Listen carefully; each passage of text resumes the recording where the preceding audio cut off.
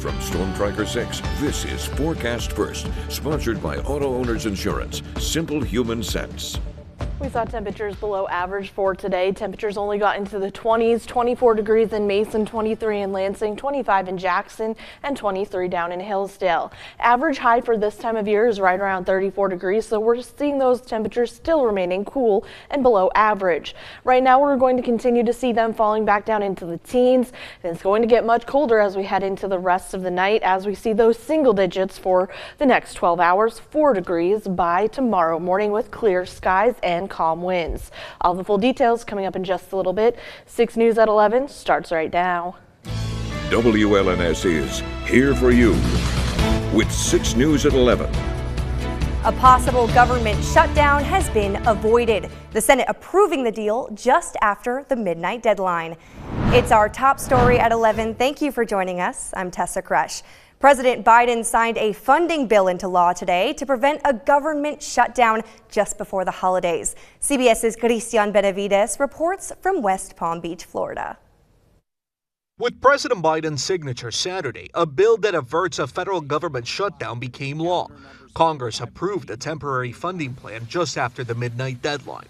The bill is passed. Late Friday, the House passed the measure following 2 failed efforts that sent GOP lawmakers scurrying for a deal. I was in constant contact with President Trump throughout this process. This is a good outcome for the country. I think he certainly is happy about this outcome as well. An earlier bipartisan agreement fell apart after President-elect Donald Trump and billionaire Elon Musk railed against it. I think the Republicans have learned if you make a deal, you keep your deal. For the president-elect, this week's battle over government spending was an early test of his control over GOP lawmakers. The final agreement did not include an increase in the government's borrowing limit, a key demand Trump threw into the mix this week. This would have been a very unfortunate time to add the debt limit to any agreement, any CR, and I'm very glad we didn't.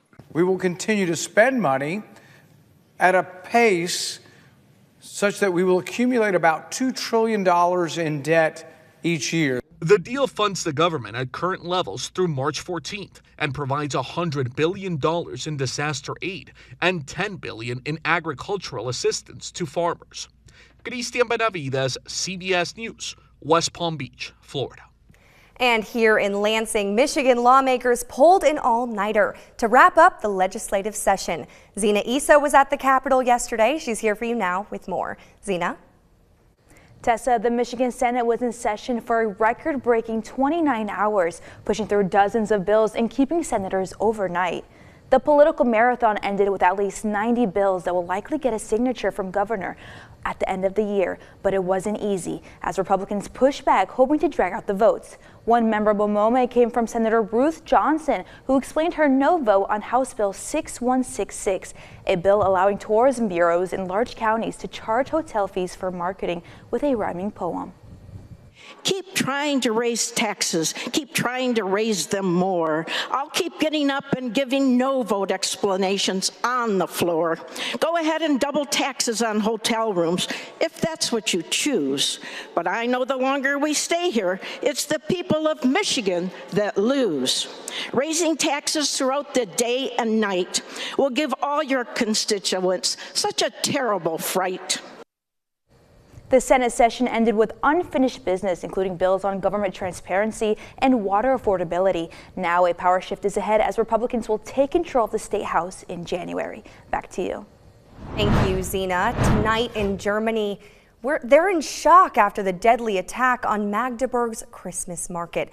Among those killed, a 9-year-old child and 200 others are injured. The attack began shortly after 7 p.m. yesterday when the suspect drove a black BMW into the crowded market. The vehicle plowed nearly 400 yards through the market before being stopped. The driver, a 50-year-old Saudi doctor, was arrested and taken into custody for questioning. He was charged with murder and attempted murder. The whole attack lasted just 3 minutes, coinciding with the 8th anniversary of the Berlin's Christmas market attack in 2016, which left 12 people dead. Be sure to stay with 6 News and the CBS Evening News for the latest on this story. And although Mother Nature held on us for a bit, winter weather has officially arrived in Michigan. And that means it's time for the kickoff of snow tubing at Hawk Island Park. The tubing hill opened for the first time this season today. It costs $11 for an hour and 45-minute session. Organizers say it's a great way to embrace the winter season and create lasting memories outdoors. Warm-up stations, rental tubes, and snacks are available. And while the winter lovers are loving playing in the snow, the Michigan Department of Natural Resources is reminding you to be safe while you're having fun. First, you should always dress for the weather. Check the forecast and road conditions, stay hydrated, and bring plenty of snacks. Also, always be careful when you venture out onto the ice. And if you're going snowmobiling, ride at a safe speed, sober, and on the right-hand side of the trail. From Storm Tracker 6, this is Weather First, sponsored by Auto Owners Insurance. Simple human sense.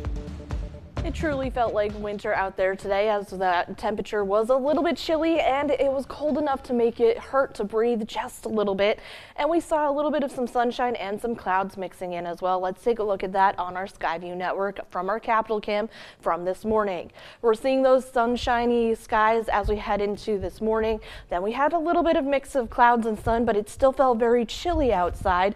And we're going to continue to see those cold temperatures for tonight and even into tomorrow, as we do have an Arctic high pressure system sitting right on top of us. Overall, today we saw those temperatures into the 20s, 24 degrees in Mason, 23 in Lansing, 25 in Jackson, and even 23 down in Hillsdale.